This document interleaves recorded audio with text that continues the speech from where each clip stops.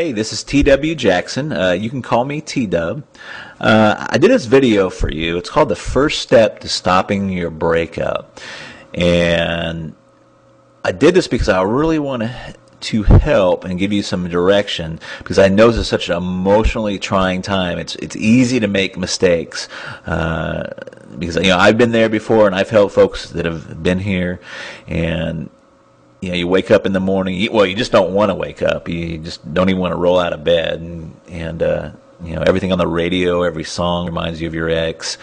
You go to work and you drive by all the places you used to eat and used to go to, and it's so tough to not do the wrong things because we're so emotional. So this is the purpose of the video, and I sure hope it helps you out. Oh, please keep in mind that technologically wise, I'm just a normal, everyday, average kind of guy. So please forgive me if I make a whole bunch of boo-boos and mistakes here. Very first thing, you may be past this point, but you don't want to panic. It's the very worst thing you can do. If you've already panicked in that, we're going to talk about that here in a minute. When you completely flip out and have an emotional breakdown, it only confirms their decision to break up with you. And, of course, it pushes them farther away. If you're being clingy, if you're just demanding they spend more time with you, you're demanding they talk with you about this, it just pushes them farther away. Now, here's some signs of panic. If you've done this or had this done to you, you'll immediately recognize it. I call it text message terrorism. And, it's basically just sending a barrage of text messages trying to stay in this person's life and trying to, get back together with them, and, just trying to find out exactly what happened.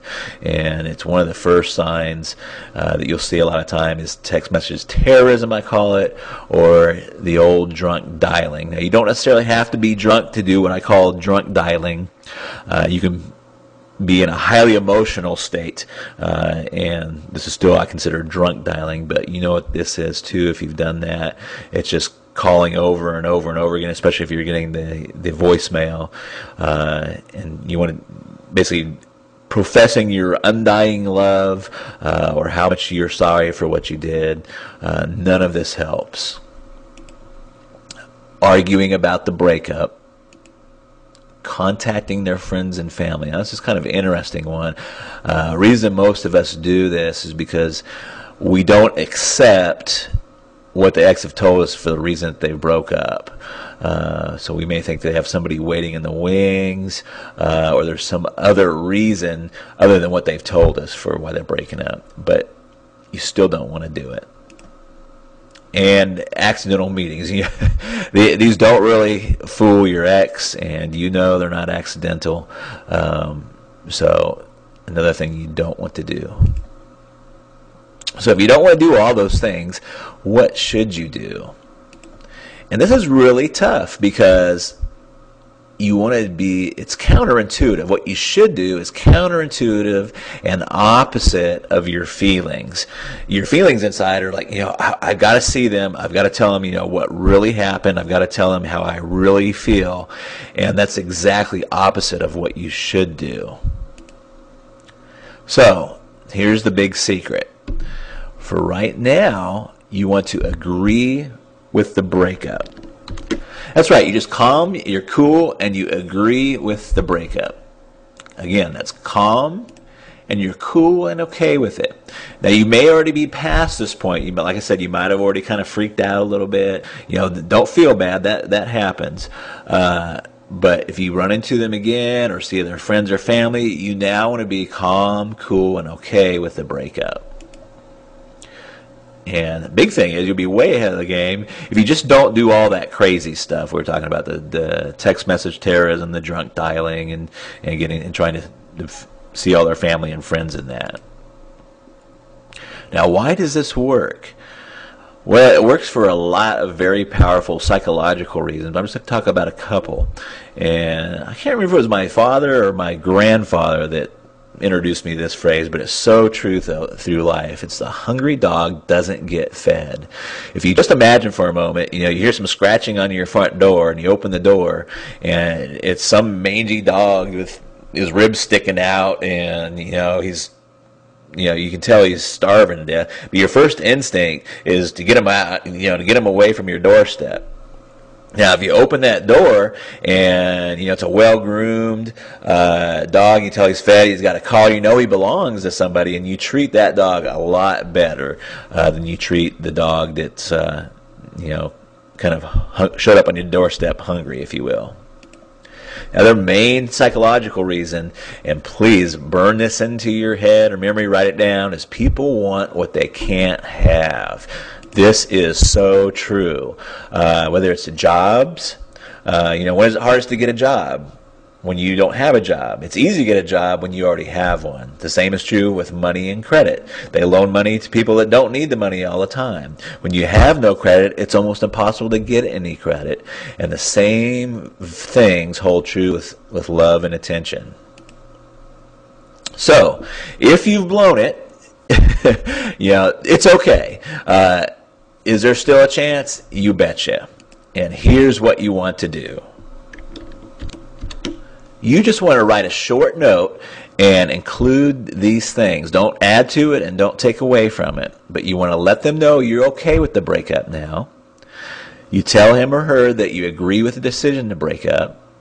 If you did something bad, like have an affair, just briefly apologize. If you didn't do anything bad, don't find something to apologize about. That'll be worse. But if you did something bad, just briefly apologize.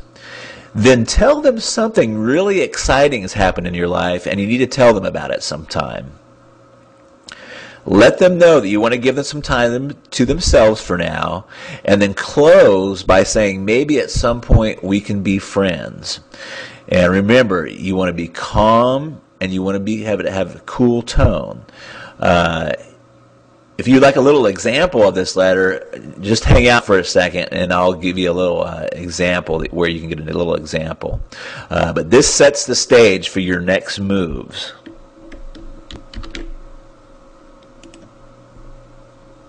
Now, if you'd like to learn more, I really debated over this because for a couple of reasons. These are very controversial tactics. And some have called these mind control, and I've not very often because I'm usually helping people that want to get back with their exes, but it makes me very leery. And I thought for a long time before I actually released some of this information because I don't know who is exactly is going to be getting this. I'm assuming that you're an average. Well-meaning individual and that you're trying to get back with your ex with good intentions. So I just want to say that this is not for stalkers. It's not to be used for any kind of revenge. Don't try to get back together with them and just to break up with them or break their hearts. And I'm just going to throw a blanket out there. It's not for cuckoos, crazies, or weirdos.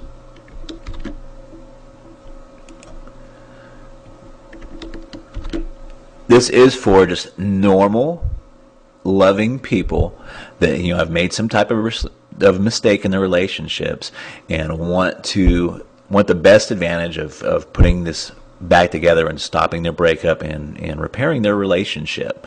So if you'd like to learn more, just simply click the blue link below, or there may be a blue link to the right of this video. And I'll also have a little sample letter for you like I've showed you previously. So I hope this video has helped you, and I look forward to seeing you and rapping with you down the road. Talk to you later. Bye-bye.